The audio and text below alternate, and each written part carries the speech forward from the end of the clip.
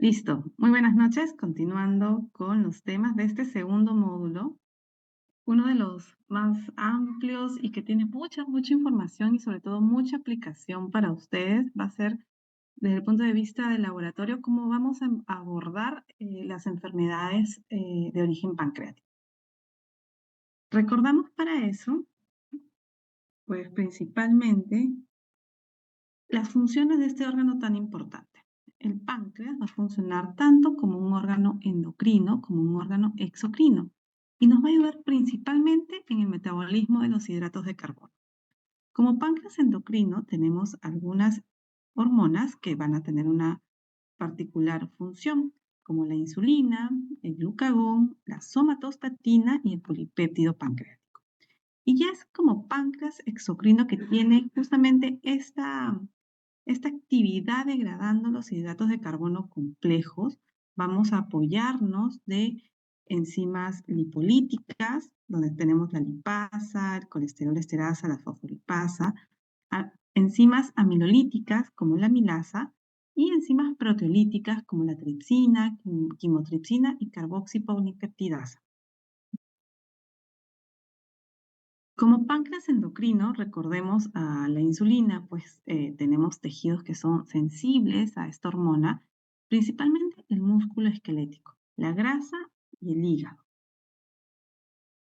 Vamos a tener también, déjenme cambiar acá el color del resaltador. Sí, ya. Tenemos el músculo esquelético, la grasa y el hígado, y donde tenemos que la insulina va a estimular la captación de glucosa en estos tejidos periféricos, provocando la formación de glucógeno e inhibiendo la síntesis de glucosa. El glucagón actúa principalmente en el hígado, donde estimula la formación de glucosa y posteriormente la cetogénesis.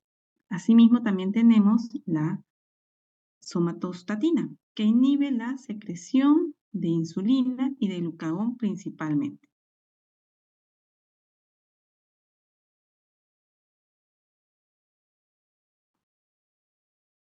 Déjenme cambiar esto. Uno de los principales cuadros y que de todas maneras ustedes van a tener la oportunidad de ver por emergencia cuando estén ya en sus rotaciones clínicas, es un paciente llegando en una posición antálgica característica, describiendo un dolor en faja, agudo, muy intenso, puede cursar con vómitos, fiebre, anorexia, y estamos hablando principalmente de una pancreatitis. Este proceso inflamatorio agudo se va a deber a la activación precoz de proenzimas pancreáticas. ¿Quién a la cabeza? Pues tenemos a la tripsina, que puede comprometer tanto a los tejidos locales como a órganos a distancia con una severidad variable. Dentro de las etiologías que debemos recordar y reconocer para una pancreatitis aguda, tenemos a la cabeza la litiasis vesicular. La litiasis es responsable del 30 al 60% de los casos, seguida de la ingestión crónica de alcohol, que va a ser responsable de aproximadamente 30% de los casos. Tenemos algunas causas no menos frecuentes, pero muy interesantes, como pueden ser las alteraciones metabólicas, que pueden ser responsables de casi el 4%, donde tenemos este comportamiento de la elevación de triglicéridos por encima de valores de 1000. Esto supone un valor crítico en el laboratorio que cuando encontramos valores en este rango en un paciente que viene por ambulatorio sin mayor manifestación, es un signo de alerta importantísimo donde debemos detectarlo y captar al paciente porque está en potencial riesgo de desarrollar pancreatitis. Tenemos también otra etiología asociada al hiperparatiroidismo como una complicación agregada por la hipercalcemia y también en casos de insuficiencia renal. Asociado a fármacos pueden ser algunos de estos de amplio uso y muy frecuente, como es el paracetamol, estrógenos, tenemos el ácido valproico. Y otra causa también reconocida es a consecuencia de traumatismos directos en el órgano, ya sea por un accidente automovilístico donde tenemos un trauma directo en el abdomen o a consecuencia de un acto quirúrgico o clásicamente a consecuencia de una colangiopancreatografía retrograda endoscópica. Entonces, acá vemos siempre a los gastroenterólogos rezando y cruzando los deditos para que sus enzimas pancreáticas no se eleven persistentemente. ¿Qué pruebas vamos a utilizar para monitorizar a mi páncreas? Pues tenemos una de ellas, la amilasa, ¿no? La más clásica, esta enzima que está encargada de fraccionar los carbohidratos complejos en fragmentos. Es producida por el páncreas exocrino, pero también, ojo, no solo por el páncreas, también por las glándulas salivales. Y es por eso que tenemos dos isoenzimas, la isoenzima P de páncreas y la S de glándula salival. Entonces podemos encontrar esta enzima elevada en alteraciones que tengan que ver con la mucosa intestinal, con la placenta, con el hígado y con trompas de falopio.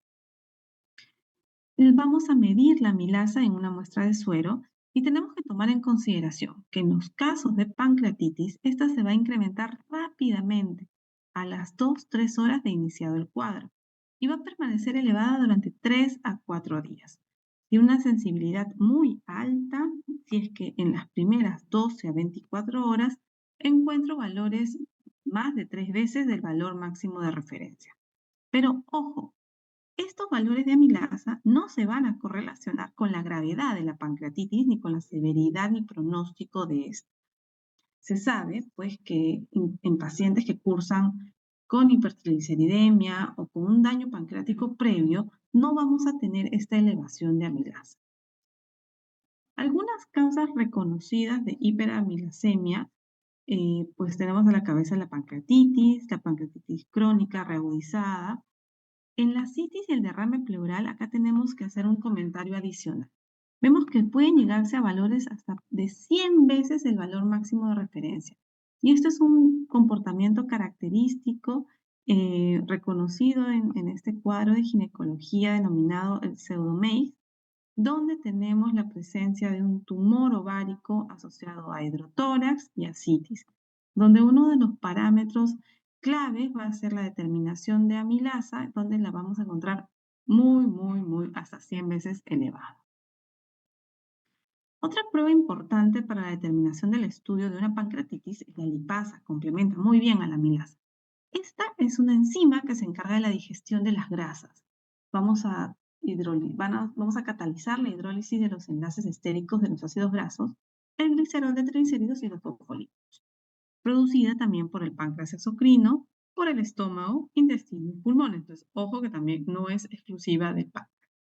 Sin embargo, tiene un comportamiento interesante. Se incrementa rápidamente en las 3 a 6 horas posterior al inicio de la pancreatitis, con un pico máximo a las 24 horas. Y esta se va a mantener elevada por más tiempo, de 2 a 3 semanas. Tiene una especificidad de 85% cuando encontramos valores por encima de 5 veces el máximo del valor de referencia. Entonces, si tenemos elevada la amilasa y la lipasa, acá descartamos que el origen de estas enzimas sea de origen salival, ¿de acuerdo? Porque en este caso sí, la lipasa no tiene esta producción ni a nivel ginecológico ni a nivel salival. Tenemos otra hormona importante, otra enzima importante, que es la tripsina. Esta es específica del páncreas e incluso se utiliza pues como un marcador de lesión pancreática. Tenemos dos proenzimas, tripsinógeno 1 y tripsinógeno 2.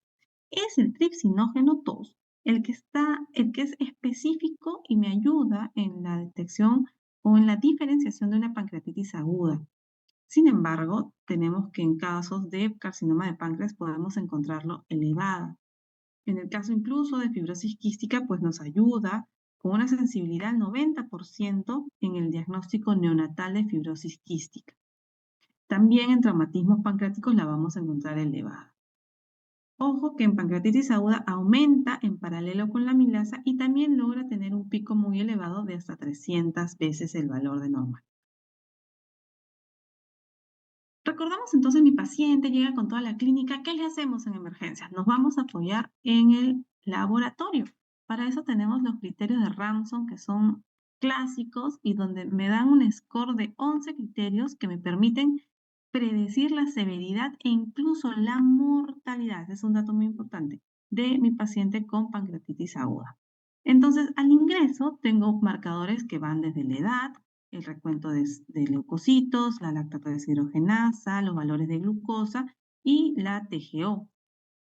Tenemos pues que básicamente, y a las 48 horas debemos hacer un siguiente control. La monitorización, recuerden, es a las 48 horas, a los 2 días, donde voy a valorar si es que ha habido descenso del hematocrito, si es que ha habido el aumento en mi nitrógeno ureico, si es que el calcio ha disminuido, si es que mi paciente cursa con hipoxemia o si encuentro marcadores de acidosis metabólica como el descenso en los valores del pH. Todos estos me van a traducir justamente signos predictivos que van de la mano con deshidratación, con procesos inflamatorios, con disfunción orgánica o con una pobre regulación a nivel de glucosa. Esto sabemos que si encontramos de 1 a 3 criterios, pues vamos a tener un riesgo leve, no, un poco riesgo de pancreatitis severa. Sin embargo, si encuentro más de 3 criterios, estoy en alto riesgo de pancreatitis severa. No nos quedamos ahí. Si es que, después de haber definido si estoy en una pancreatitis leve o una pancreatitis grave, si encuentro menos de 3 criterios, puedo estimar que la mortalidad va a ser de solo un 5%, menor a un 5%. En el caso de 3 a 5 criterios, mi mortalidad asciende rápidamente a 10 a 20. Y ya por encima de 6 criterios, estamos hablando de una mortalidad del 50%. Entonces vemos que hay muchas pruebas de laboratorio que voy a tener que pedir desde el ingreso. El leucocitos lo voy a utilizar, lo voy a poder obtener de un hemograma completo. De hecho, el hemograma luego me va a ayudar para, con el dato del hematocrito, calcular si hubo este descenso en el hematocrito.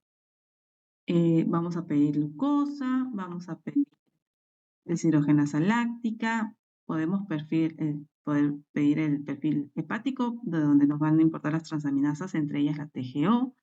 Tenemos que pedir el calcio, tenemos que pedir, a ver, ¿cómo estimamos este déficit de base y el cálculo del PO2 con un examen de AGA? Tenemos que pedir pruebas de función renal como el BUN y, bueno, calculamos también el secuestro de líquidos. Ya en la pancreatitis crónica, tenemos que este es un proceso inflamatorio persistente del parénquima y a nivel ductal, que va a ocasionar, como cualquier inflamación crónica, un proceso de cicatrización o fibrosis y con, obviamente, compromiso funcional. En la insuficiencia pancreática, cuando ya tenemos que la secreción de la lipasa disminuye de forma muy temprana y es la que va a disminuir de manera temprana y más marcada que el resto de enzimas. Esto se va a traducir en mi paciente con un cuadro de malabsorción o esteatorrea.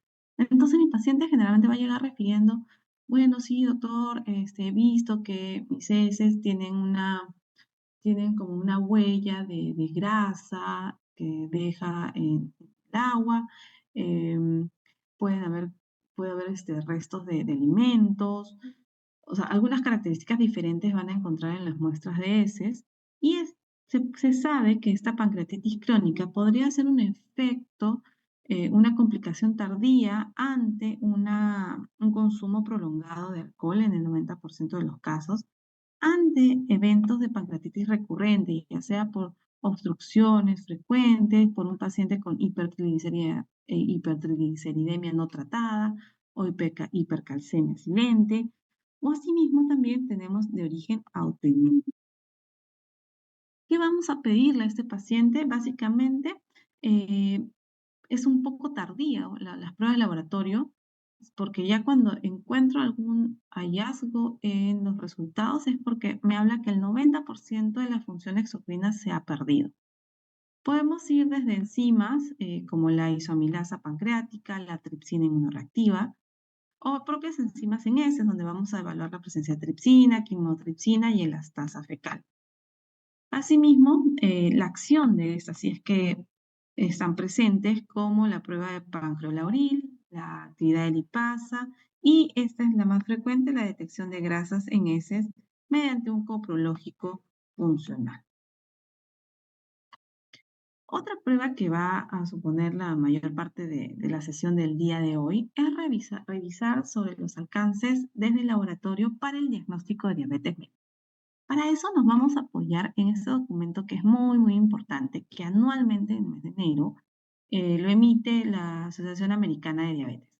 Es una guía de recomendaciones para el cuidado y donde se define el cuidado de la diabetes, y donde se define metas terapéuticas desde los criterios diagnósticos, la clasificación, tratamientos, metas terapéuticas. Entonces, para aquellos que se orientan por la endocrinología, es un documento muy apasionante y tiene mucha, mucha información.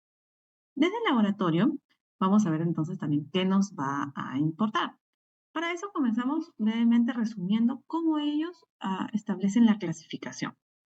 Establecemos la diabetes tipo 1 como aquella donde se sabe que existe destrucción autoinmune de las células beta.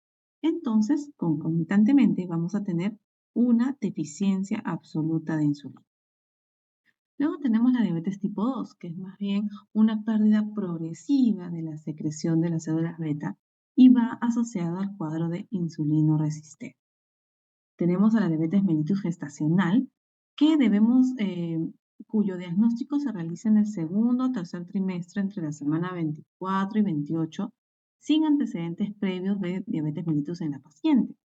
Y tenemos también otros tipos de diabetes, como puede ser la diabetes monogénica, donde tenemos algunas agrupadas, la diabetes neonatal o la diabetes MODI, un tipo de diabetes asociado a páncreas exocrino, va con la fibrosis quística, o una diabetes mellitus por fármaco. Se ha visto en pacientes con tratamientos de larga data de glucocorticoides, tratamientos de HIV o trasplantes de órganos, cursan también con esta diabetes por fármaco. Otro concepto interesante que nos proponen es que la diabetes tanto 1 como la diabetes tipo 2 son enfermedades heterogéneas en las que la presentación clínica y la progresión de la enfermedad pueden variar considerablemente. Ya no es esto de que diabetes tipo 1 en pacientes pediátricos o pacientes jóvenes, diabetes tipo 2 solo en pacientes adultos mayores. Esto ya no es una regla. Entonces, más allá de la clínica o la presentación con la que viene mi paciente, que es la clásica, las 3P, poliuria, polidipsia, polifagia, así como algunos hallazgos de lesión de órganos diana, tenemos que realizar una clasificación porque esto va a ser importante para determinar la terapia correcta. Entonces, al momento del diagnóstico, a veces esta clasificación no es del todo fácil. Entonces, vamos a apoyarnos en el laboratorio. Ocasionalmente, otros datos importantes que mencionan estas organizaciones tenemos desde la Asociación Americana de Diabetes, que es de las más conocidas, pero tenemos también organizaciones, por ejemplo, para el estudio de la Fundación de Investigación de Diabetes Juvenil, tenemos la Asociación Europea del Estudio de Diabetes y también la Asociación Americana de Endocrinología Clínica. Se juntan anualmente con cierta periodicidad para emitir, de acuerdo a su experiencia, algunos postulados que pueden orientar a los clínicos al momento de realizar el diagnóstico.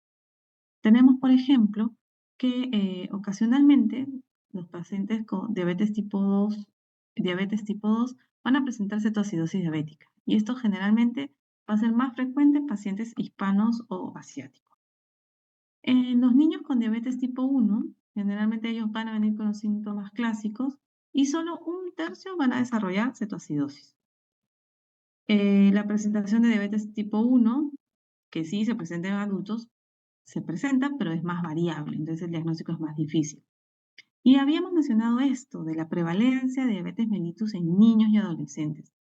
Nos muestran estadística, por ejemplo, en base a los datos del estudio SEARCH, básicamente de población estadounidense, que supone y ha detectado un incremento anual de casi 2,5%, y siendo que la prevalencia en menores de 20 años, de acá en 40 años, esto se va a cuadruplicar. Entonces, este postulado de diabetes en población pediátrica ha sido muy, muy importante para ver que estamos de cara a población joven que va a tener de manera muy temprana complicaciones tardías.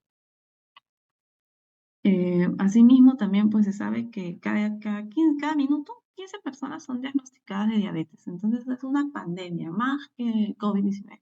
Es una pandemia prevalente en todas las regiones del planeta. Se sabe que ahí va a haber un incremento proyectado para el 2050 de casi un 165%. En Latinoamérica, si para el 2017 habían 26 millones, para el 2045 se estiman 42 millones, un aumento de 62%. Y los escenarios varían considerablemente, ¿no? Vemos desde África muy afectado, ¿no? Oriente Medio. Sin embargo, todo el mundo tiene que ver con estos diagnósticos. En cuanto a la diabetes tipo 2, que es la que vamos a encontrar con mayor frecuencia, tenemos que reconocer que es una entidad que va a suponer participación de diferentes eventos como una suma de eventos desafortunados. Vamos a tener la participación, desde el 2009 se propone este octeto ominoso. ¿Cuáles son estos 8 eventos que van a pasar? Tenemos desde la disminución de la secreción de insulina, va a comenzar a haber una disfunción de neurotransmisores, todo esto a consecuencia pues, del hipoglicemia, ¿no? Aumento de la producción hepática de glucosa, incremento de la secreción de glucagón, resistencia a la insulina, incremento en la reabsorción de glucosa, el incremento en la lipólisis y la disminución del efecto incretina. Y es este efecto incretina que luego nos ha llevado a múltiples investigaciones, pues es el fenómeno por el cual la ingesta de glucosa por vía oral va a producir un mayor aumento en la secreción de insulina que las cantidades de administración similares a glucosa por vía endovenosa. Entonces, este efecto está alterado en pacientes con diabetes tipo 2, ya que el efecto incretina es menor en estas personas, lo que contribuye pues a una mala regulación de la glucosa. ¿Qué factores de riesgo debo contemplar en mi paciente? Que va, en mi paciente en quien yo estoy sospechando o en quien considero que va a tener diabetes mellitus tipo 2. Uno es el paciente con sobrepeso. A este paciente con un índice de masa corporal más de 25 o más de 23, incluso más estrictos en el caso de pacientes hispanos o asiáticos, y que a esto le agregamos uno más factores de riesgo, como puede ser la glicosilada mayor o igual a 5,7, el test de tolerancia oral a la glucosa alterado, la glucosa en ayunas alterado, un familiar de primer grado con diabetes. Venimos acá también con otros marcadores importantes como el HDL, los triglicéridos, antecedentes clínicos como un diagnóstico de ovario poliquístico, hipertensión arterial, historia de enfermedad cardiovascular, que mi paciente sea sedentario y que ya encuentre hallazgos de resistencia a la insulina. Todo esto me va a suponer un riesgo altísimo. Otro factor de riesgo es que, y es en quienes voy a realizar justamente en todos estos pacientes con estos factores de riesgo, voy a tener que monitorizar el comportamiento de la glucosa. Asimismo, en todos los pacientes mayores de 45 años, si los resultados son normales en el screening, puedo repetirlo cada 3 años. Sin embargo, si encuentro ya pacientes que están en la categoría de prediabetes, que vamos a revisarla en unos minutos, voy a tener que realizar un screening anual. Y acá viene un comentario adicional sobre la diabetes en pacientes pediátricos y adolescentes. Esta diabetes tiene características únicas porque tiene una disminución progresiva mucho más rápida en la función de las células beta. Entonces, vamos a tener pacientes jóvenes con desarrollo acelerado de las complicaciones. Y esto es sumamente complicado, ¿no? Porque vamos a tener población sobre los 20 años, 30 años, ya con efectos tardíos en órganos diana, como puede ser pacientes en diálisis.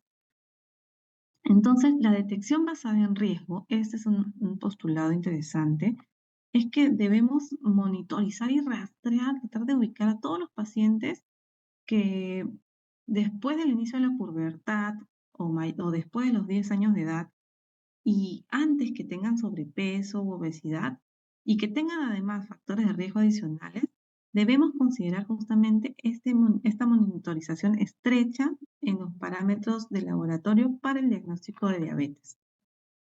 ¿Cuáles son estos criterios para el diagnóstico de diabetes? Tenemos que una de las moléculas muy utilizadas y recomendadas es la hemoglobina glicosilada con valores de mayor o igual a 6,5.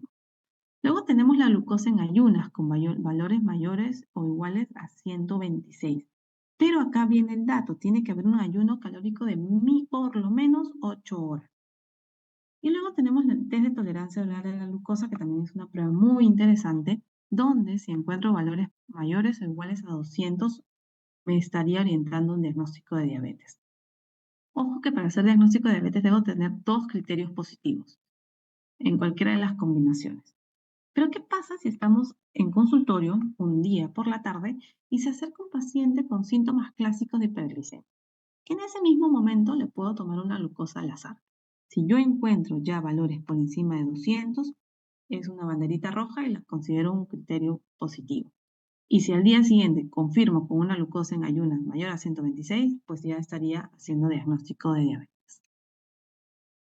Consideramos estos parámetros y ya sabemos cuáles son los parámetros con los que voy a hacer mi diagnóstico de diabetes. Habíamos hablado de glicosilada mayor de 6,5, glucosa en ayunas mayores de 126 y test de tolerancia oral a la glucosa con el valor a las 2 horas mayor de 200.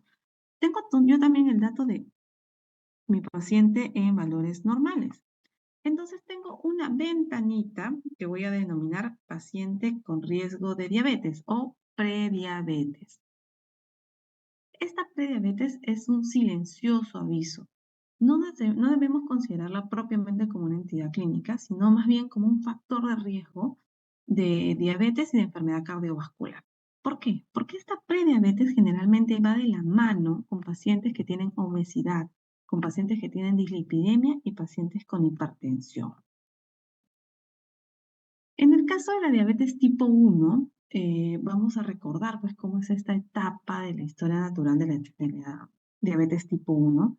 Tenemos que todo parte de una susceptibilidad genética, expuesto a un riesgo medioambiental, donde vamos a tener una fase asintomática, donde vamos a cursar con insulitis y va a iniciarse esta injuria de células beta, todo a partir de un detonante desconocido. Mi paciente va a cursar con normoglicemia, no hay síntomas, pero ya puedo ir detectando autoinmunidad a nivel de las células beta. Va a llegar un momento en que ya se supera el daño a nivel de las células beta mayor al 50% y comienzo a generar ya lo que es la intolerancia a la glucosa. Es decir, tengo un paciente con disglicemia y todavía podría no tener síntomas. Mi autoinmunidad en las células beta ya está presente. Ya en la fase clínica es cuando tengo solo un 10% de células beta funcionantes. Acá sí o sí mi paciente cursa sintomático y ya voy a encontrar los valores alterados en glucosa.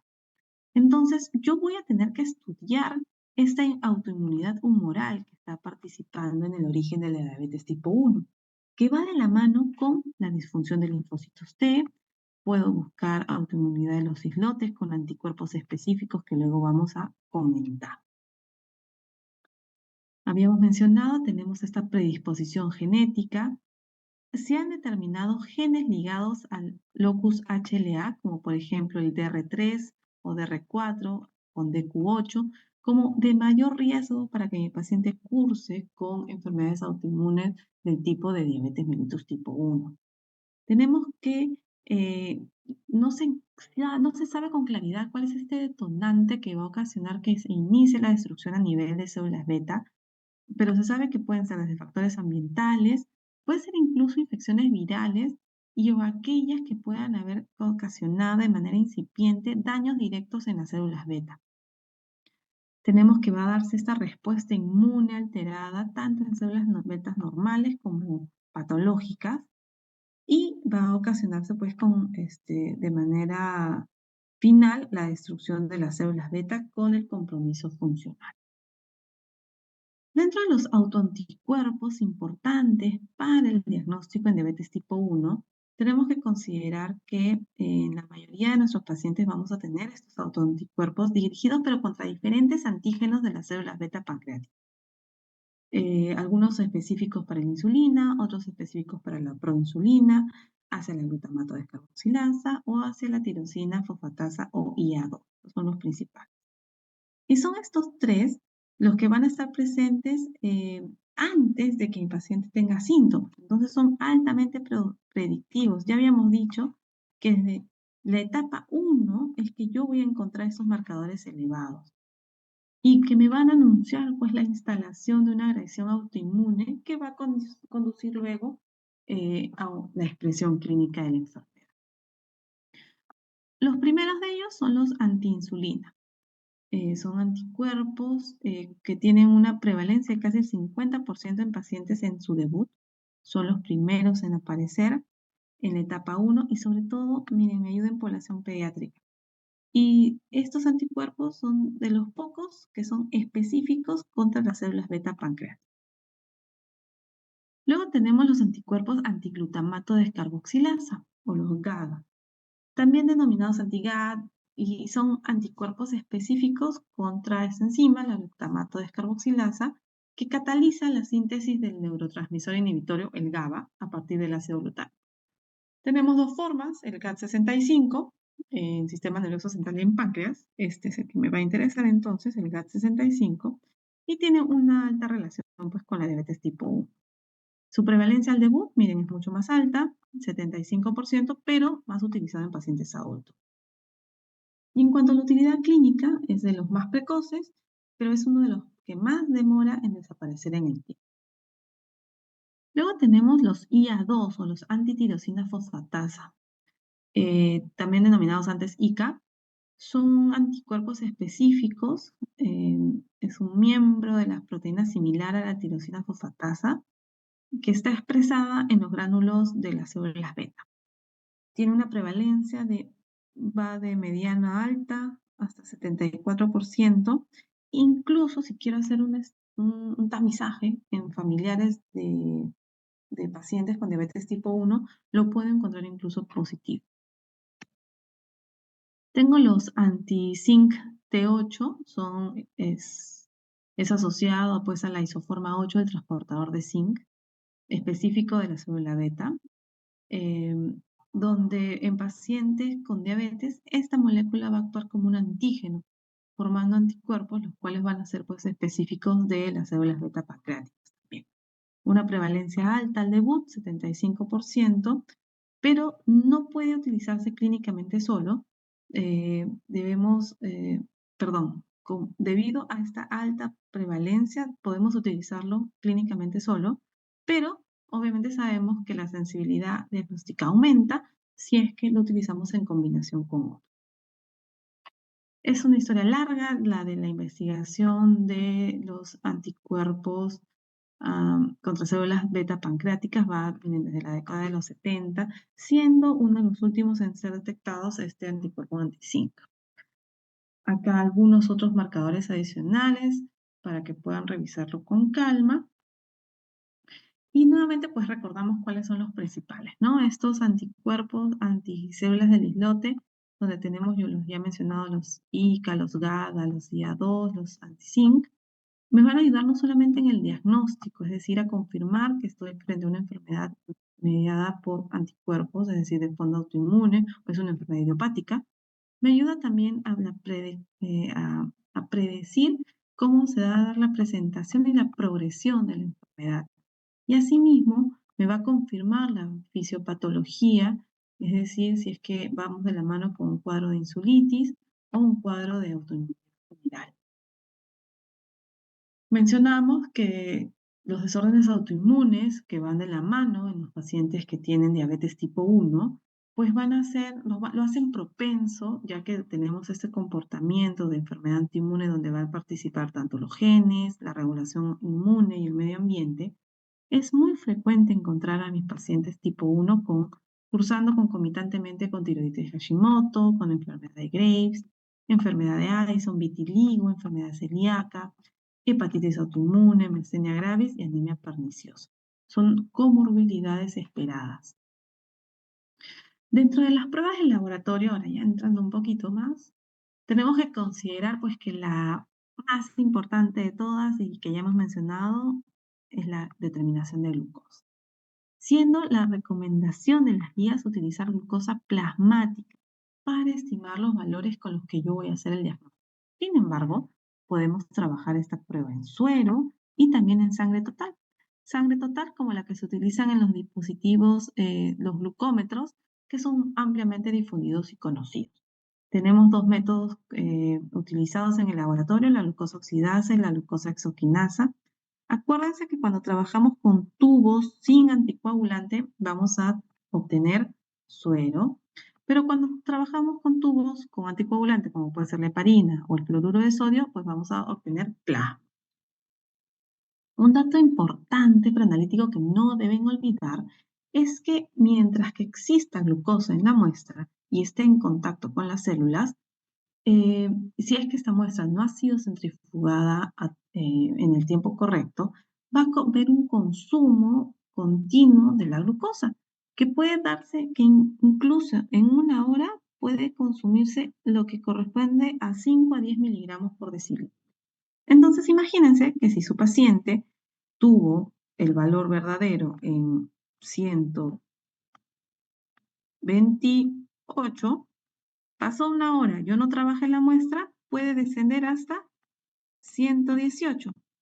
Entonces, si este paciente en este momento yo le podía ayudar con un diagnóstico de diabetes, acá lo estoy alejando. Entonces estaría dando un mal diagnóstico.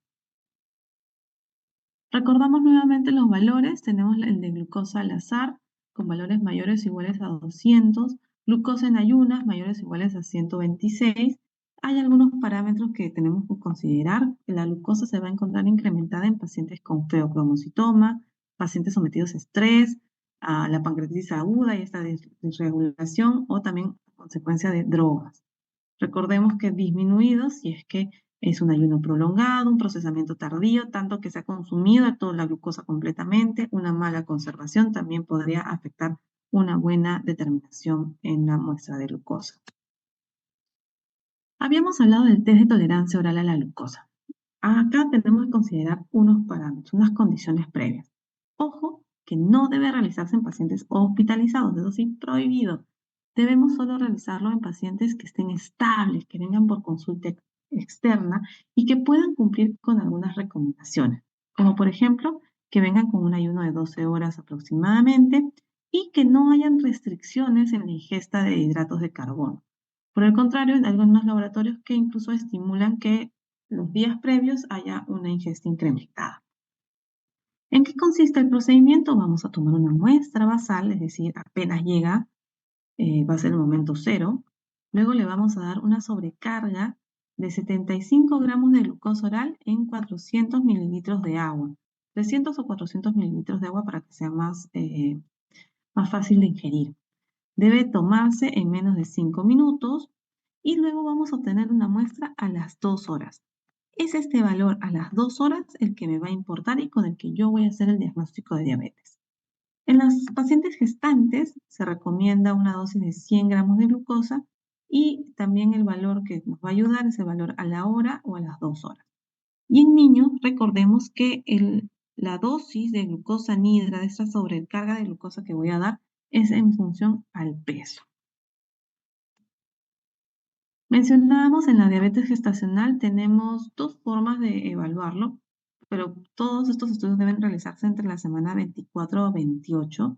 Es donde no debe haber ninguna paciente que se nos escape de un tamizaje de diabetes gestacional. Se sabe que una de cada 6 gestantes van a cursar con diabetes. Eh, este test, que requiere solo una medición después de una hora, no requiere ayuno, puede hacerse en cualquier momento, pero es una indagación que luego me va a obligar a sí o sí hacerle este test de tolerancia oral a la glucosa con los 100 gramos de glucosa nidra y con la medición a las 2 horas.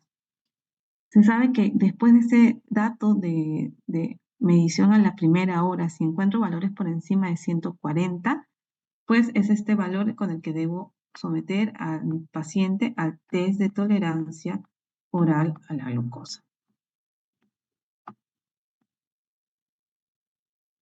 ¿Y en qué consiste este? Pues ya habíamos mencionado, el paciente viene en ayunas de 8 horas por lo menos, toma esta sobrecarga de 75 gramos de glucosa nidra en 300 a 400 mililitros de agua y a las 2 horas voy a monitorizar los valores. En algunos países se cuenta con soluciones ya glucosadas especialmente preparadas para el fin de tolerancia oral a la glucosa. ¿Y cómo es el comportamiento de esta curva? Tenemos que un paciente normoglicémico va a iniciar con valores por debajo de 140 generalmente. De hecho, la recomendación es que si encuentro valores por encima de 126, ya no debería continuar con el procedimiento. ¿Por qué? Porque acá yo estoy haciendo ya diagnóstico de diabetes, ¿no? Entonces, toma una sobrecarga, vamos a ver el comportamiento normal, es que acción rápida y también una caída rápida, que a la segunda hora lo debo encontrar por debajo de 140. Pero ¿qué pasa en un paciente diabético? Este incremento, ya vamos a encontrar valores elevados al inicio y el incremento va a darse en un pico sostenido.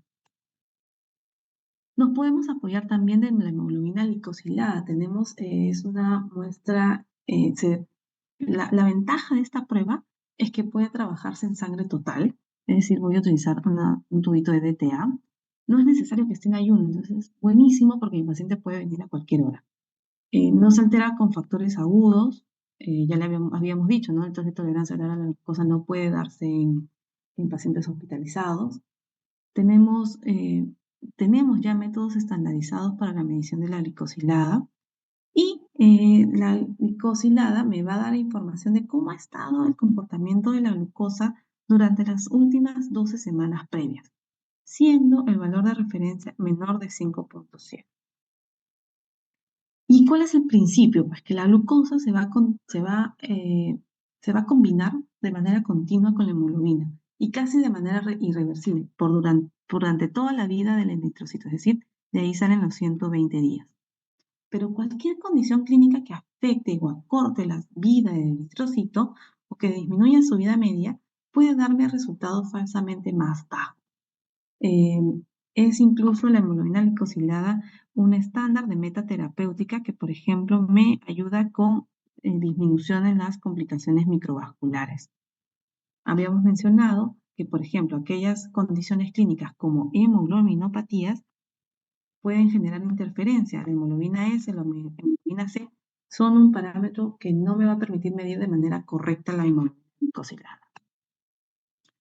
Acá una comparación entre cuáles son las ventajas o las consideraciones que podemos encontrar entre la determinación de glucosa y la determinación de hemoglobina glicosilada, ¿no?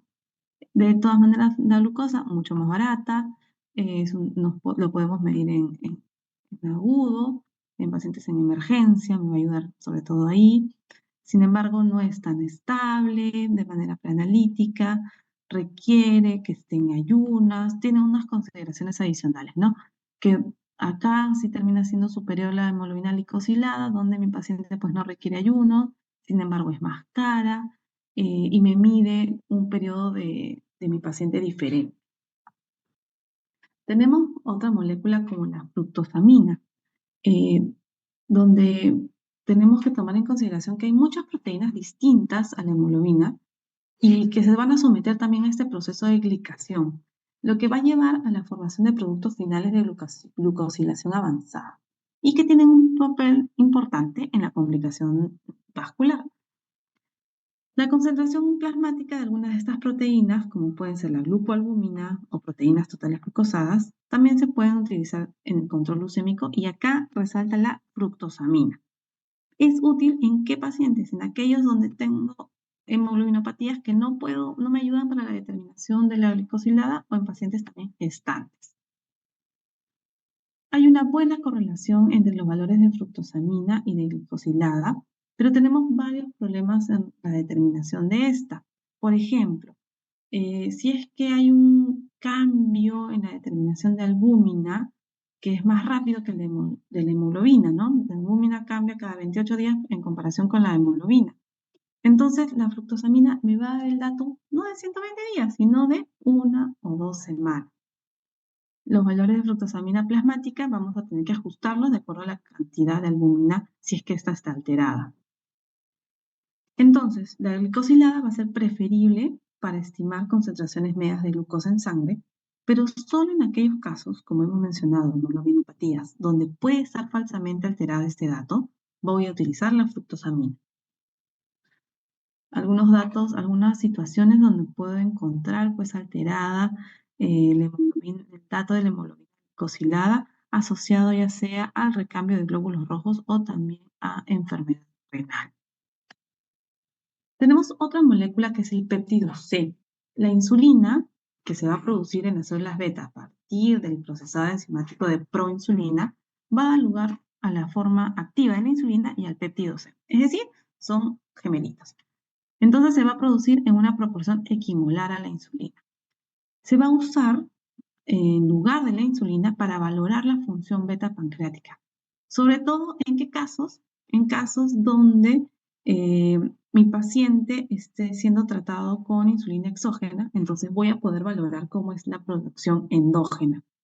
Y en el caso de que, y también sucede porque el péptido C no va a estar sujeto al proceso de extracción hepática, por lo que se refleja mejor la secreción portal de insulina. El péptido C tiene una información que es de carácter inmediato, me dice así en una foto cómo es que está la producción de insulina, pero tenemos que interpretarlo tomando en consideración que es más cualitativa que cuantitativa, es decir, solo me va a decir si hay insulina produciéndose en tu páncreas o no, no hay insulina, no cuánto. Y por la otra consideración, otro dato a considerar es aquellos pacientes con insuficiencia renal. Tenemos que interpretar el dato con precaución, porque si la expresión de este péptido C es fundamentalmente renal, pues podemos tener un incremento, un falso incremento. Dentro de las complicaciones en diabetes, recordamos pues como complicaciones tardías, sabiendo que esta es una enfermedad que donde cada 6 segundos una persona muere asociada a estas complicaciones, representa un alto porcentaje de las causas de muerte y que está ampliamente relacionado pues con cardiopatías, con eventos isquémicos y que van a suponer pues un grupo importante de mortalidad en los pacientes a nivel mundial. Entonces, tenemos que tener claro que este déficit de insulina y exceso de hormonas catabólicas va a condicionar como que la tormenta perfecta para tener estados terminales, estados de complicaciones tardías, como puede ser el coma hiperosmolar no cetósico, el estado de cetoacidosis diabética, entre otros. ¿Cómo es que se va a dar esta patogénesis de la cetoacidosis diabética o del estado hiperosmolar? Pues básicamente va a partir de la absoluta deficiencia de insulina, donde vamos a tener toda esta vía donde va a generarse la cetoacidosis, la hiperlipidemia, todo sumado a la hiperglicemia. Recordamos acá unos parámetros importantes que luego los vamos a repasar. Y tenemos un escenario que algunas veces suele verse confuso para el diagnóstico de cetoacidosis diabética. Y por el otro lado, para el estado hiperosmolar, tenemos donde hay una deficiencia relativa de insulina, no hay o hay una mínima cetogénesis, pero básicamente todo el comportamiento radica en la hiperglicemia, salvo que acá vamos a ver por el cuadro de fondo de deshidratación y la disminución en el aporte de fluidos, un estado de hiperosmolaridad. Dentro del laboratorio, ¿cuáles son las principales herramientas que me van a ayudar en este diagnóstico? Pues vamos a tener que medir el pH arterial, vamos a tener que medir el bicarbonato, la presencia de cetonas, siendo del hallazgo de cetonas en orina, pero más importante es las cetonas en suero, la determinación de la osmolaridad, el anion gap y también algunos criterios clínicos. Dentro de la recomendación para la estimación y la búsqueda de cuerpos cetónicos es acá enfocarnos en la determinación del beta-hidroxibutirato. Sabemos que la síntesis de estos compuestos va a darse a nivel de las mitocondrias del hepatocito. ¿A partir de quién? Del acetil-CoA. Y acá van a tener que remontarse a clases de bioquímica. Formamos primero el acetoacetato, luego vamos a tener que a partir de este encontramos dos cuerpos cetónicos más, el beta-hidroxibutirato, que es el que predomina, y luego el acetona. Entonces, esta principal vía catabólica de los acetatos, ¿cuál vía es? Es el ciclo de Krebs, ¿no? Donde van a estar producidos a partir de la beta-oxidación de los ácidos grasos. Pero ¿qué pasa si no puedo oxidar esos acetatos? Entonces voy a acumularlos y todo se va a desviar hacia la formación de cuerpos cetónicos, incrementándose en todo caso, pues, el acetoacetato, el beta-hidroxibutirato y va de la mano con acidosis metabólica. Entonces, ese es el fondo de mi paciente con cetoacidosis. La Asociación Americana de Diabetes, ¿qué es lo que recomienda? Que yo vaya a estudiar y a medir los cuerpos cetónicos en quiénes. En pacientes con diabetes tipo 1, en pacientes embarazadas con diabetes preexistente y en pacientes con diabetes mellitus gestacional. Los cuerpos cetónicos en todos los pacientes con fase aguda de diabetes, siempre y cuando generalmente va a ser un marcador muy útil en emergencia. ¿Por qué? Porque si tengo un paciente con hiperglicemia persistente, más de 300 y con síntomas consistentes de cetoacidosis, como náuseas, vómitos y dolor abdominal, sí o sí tengo que obtener el dato de cómo está su beta hidroxibutirato. Y es así que este equilibrio entre el ácido acético y el beta-hidroxibutirato se va a ir hacia la formación solo de beta-hidroxibutirato. Y esto sucede generalmente en cuadros de hipoxia, de ayuno prolongado, desórdenes metabólicos, como los que van de la cetoacidosis diabética. Entonces vamos a tener que acá esta relación del beta-hidroxibutirato va a ser hasta en 6 veces superior al acetoacetato.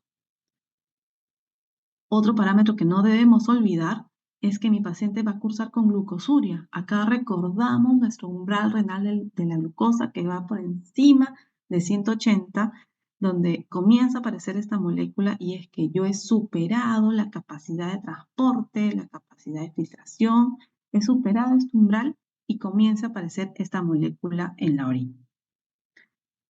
Es un equilibrio inverso, es un juego inverso lo que tenemos entre el síndrome hiperosmolar hiperglicémico y la cetoacidosis diabética, un juego entre el pH y los valores de glucosa.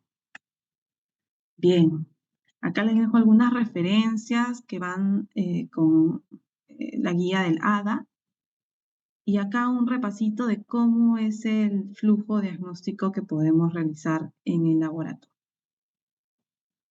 Listo. Listo. Nos vemos. Que estén bien. Chao, chao.